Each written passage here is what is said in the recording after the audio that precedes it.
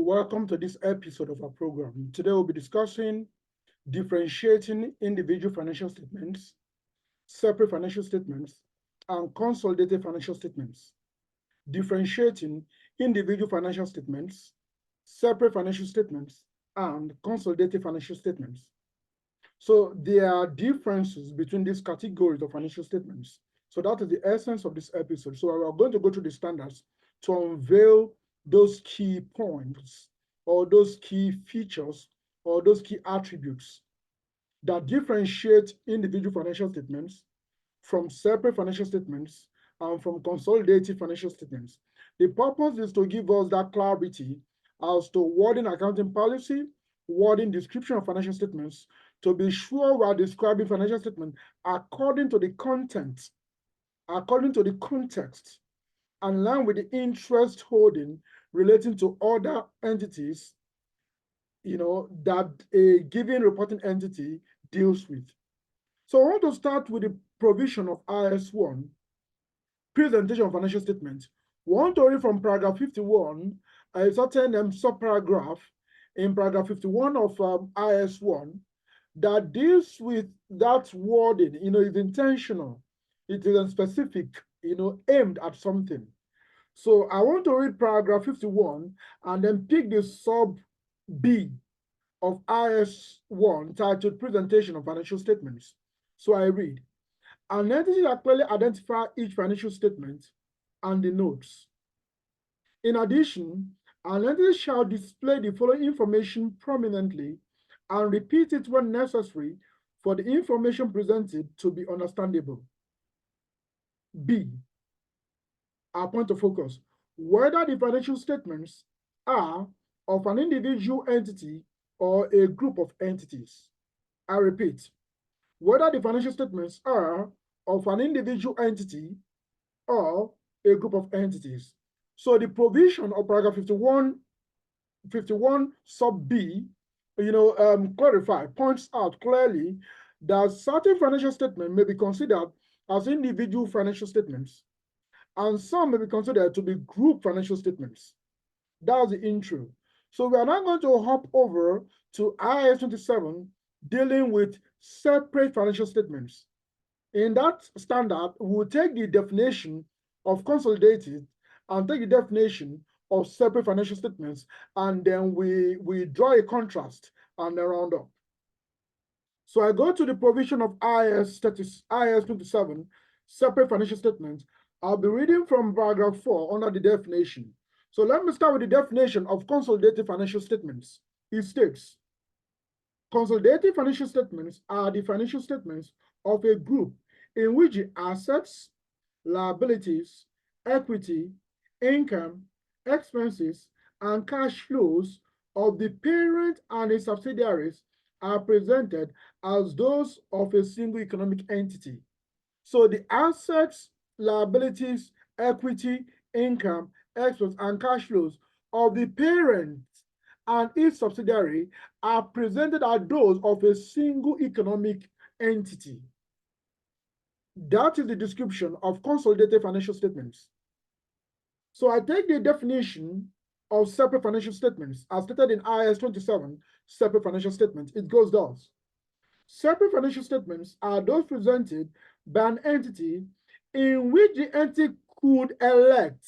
There's a choice of election in which the entity could elect, subject to the requirements in this standard, to account for its investments in subsidiaries, joint ventures, and associates, either at cost, in accordance with IFRS 9 financial instruments, or using the equity method as described in IAS 28, investments in associates and joint ventures. Let me quickly take that again.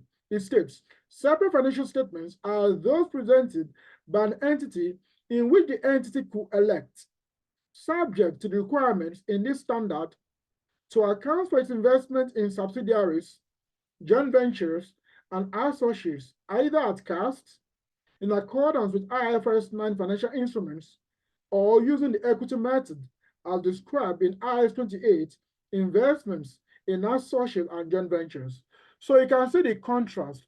In separate financial statement, there is a transaction, there is a condition of owning, of investing in other entities that may qualify as subsidiaries, that may qualify as joint ventures, that may qualify as associates.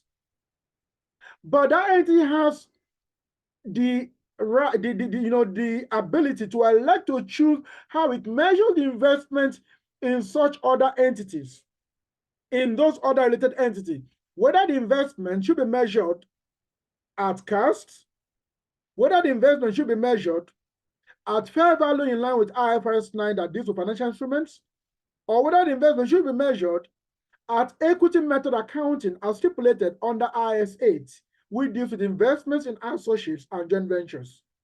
So separate financial statement focuses on an entity that either has a subsidiary or is a joint venturer or has an associate, and gives such entity the right to elect how to measure such investment, either at cost, either at fair value through IFRS, either at fair value in line with IFRS 9, or using the equity method of accounting as stipulated in IAS 28. That is the concept of separate financial statement. So we have described consolidated financial statement when the asset, liability, income, expense, equity, and cash flow of the parent and the subsidiaries are presented as those of a single economic entity, a combination of all of these together, presented as one.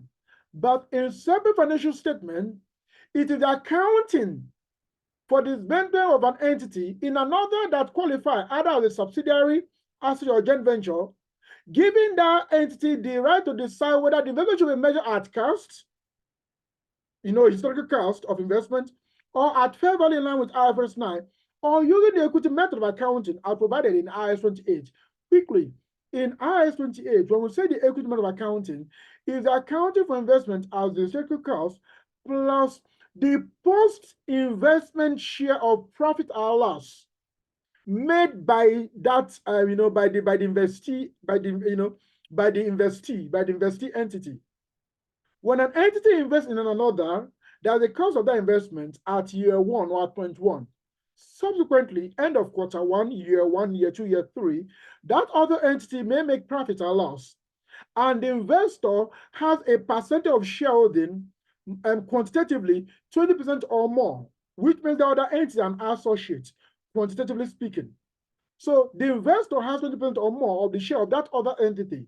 Therefore, the profit or loss made by the investee entity, not the investor, the investee entity. So the percentage of the shareholding of the investor of that post-investment share of profit or loss is added to the original cost or the cost of acquisition of its stake in the investee entity.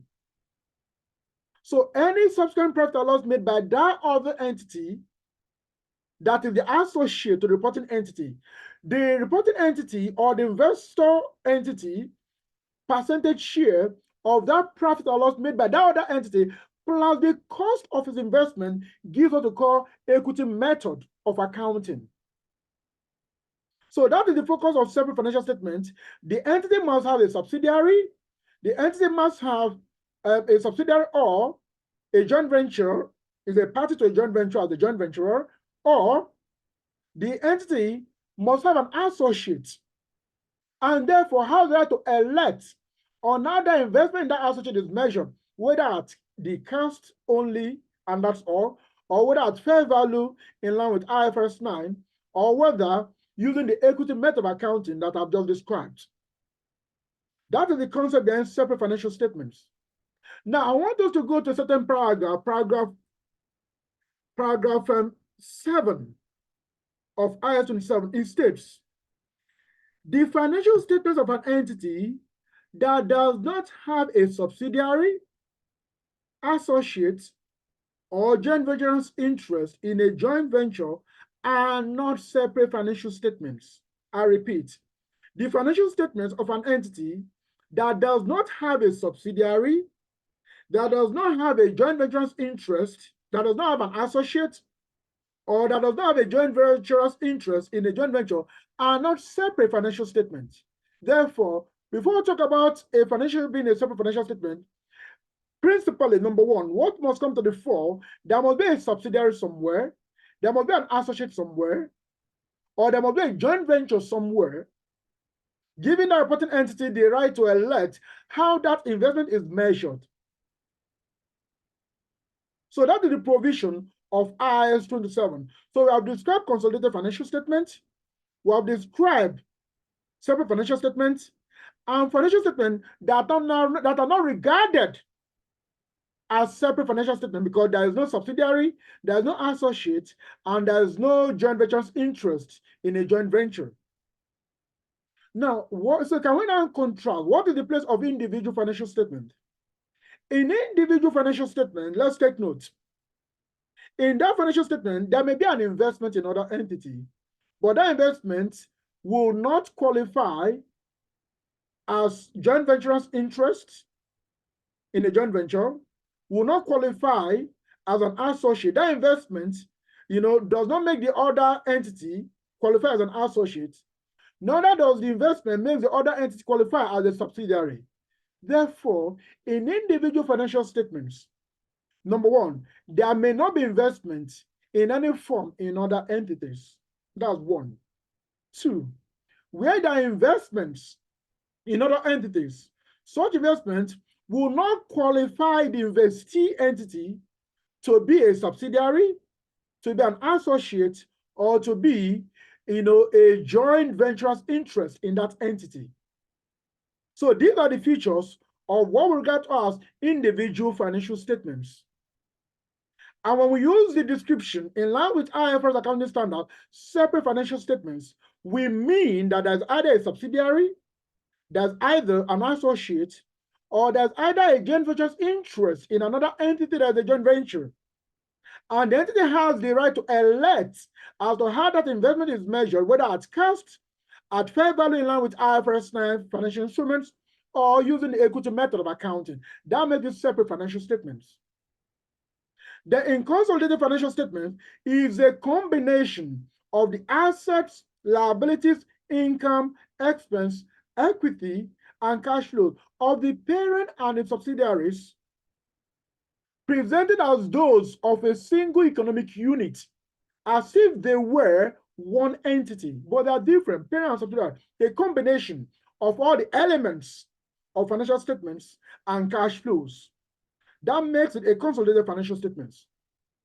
Now, in IAS 27, there is an exception, there's a caveat. When an entity is an investment entity, in summary, that entity is an entity that has investment in other entities, or rather, there is a parent to other entities, but those subsidiaries to that parent are accounted for at fair value to profit or loss. When an entity is an investment entity, the purpose of owning majority stake in other entities is not for a long-term operating purpose. It's purely for capital appreciation and for gain making by the virtue of that stakeholding. The interest is not in the operationability or in the operation or the long-term prospects of such other entities. Rather, it's purely for either capital appreciation or profit taking. If just take it to be a tradable investment, a tradable instrument, even though the stake makes those other entities subsidiaries. Therefore, that's the description of when an entity is called an investment entity. Therefore, ordinarily, IFRS 10 exempts an investment entity from preparing consolidated financial statements. Why? Because the investment in those other entities are measured at fair value to profit or loss. To profit, they are pure profit or loss, income and excess movement purpose for such investment. So the interest for investment entity is not to consolidate assets, consolidate liability, add up income, add up revenue, add up expense, adjust for cash flow. No, that is not the interest. The interest is purely profit taking, if you want to say that, or purely capital appreciation with the aim of exiting, cashing out, or spinning off those investments. That one makes a parent as an investment entity. For that purpose, IFRS 10 exempts investment entity from the preparation of consolidated financial statements. Therefore, in that case, you notice that a parent has subsidiaries, but it is a parent investment entity has subsidiaries, but it is reporting those subsidiaries just purely, as if they were just financial instruments or profit taking. So in such case, you will notice there won't be a consolidated financial statement in the reporting of that investment entity. In that case, the financial statement presented by such investment entity are their separate financial statements, and those separate financial statements are their only financial statements. I'm trying to clarify this because ordinarily, the principle behind separate financial statements is that statement that should be presented together or alongside a consolidated financial statement. And that is why when we see a set of consolidated financial statements, that of the group is aligned, presented first, as you can see most time, whether in the statement of financial position, statement of profit or loss, and other comprehensive income, statement of changes in equity, statement of cash flow, you see that of the group, meaning the consolidation of the parent and all the subsidiaries. All the line item, you see them, the group. Then following it, juxtaposed to that column for the parent, for the group rather, you see that of the parent that is often titled the company or the parent. So the philosophy behind separate financial statements is those set of statements that are presented together with a consolidated financial statement. That is even the purpose. Because in the consolidated financial statement, all the assets and liabilities, income and expense, and cash flows have been merged and adjusted and presented as a single economic unit. You can't differentiate within the line item that this parent owns this or owns that.